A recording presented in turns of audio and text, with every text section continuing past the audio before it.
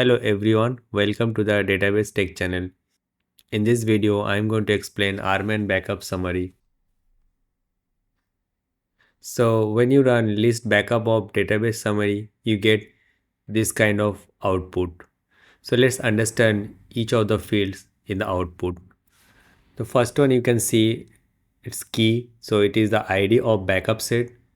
So there are two different backups. First key is 2 and the second key is 4. Although these two backups are taken on the same day, but based on the key number, you can identify easily that which one is the latest one. So the number 4 is the latest backup in this case because every time you take backup, key is generated in incremental order. So next field is ty.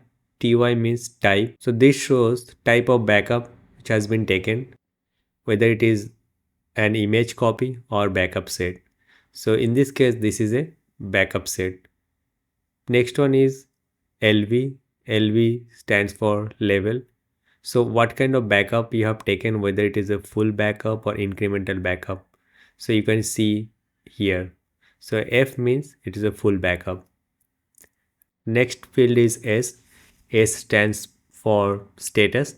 So whether it is available or expired or deleted. So in this case this is A, so the backup is available.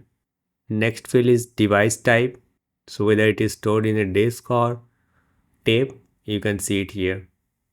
Then we have completion time. So you can see the dates here when the backup was taken and the number of pieces and after the number of copies of the backup, and then compressed field, whether it is a compressed backup or not. And the last one we have tags. Each backup will have unique tag. This is how you can easily understand looking at the output. Let's go to the RMAN prompt and we'll see this similar kind of output. So let me run the first command. So here you can see similar kind of output. Also, if you run list backup of archive log, then what you'll see the difference in the level. The first one is backup of database. So in that case, you will see whether it is a full backup or incremental backup. Thus, in the second output, if it is A, that means it's backup of archive log. This is how we can easily understand the status of the backups and the different types of backups. I hope you understand this concept. Thanks for watching.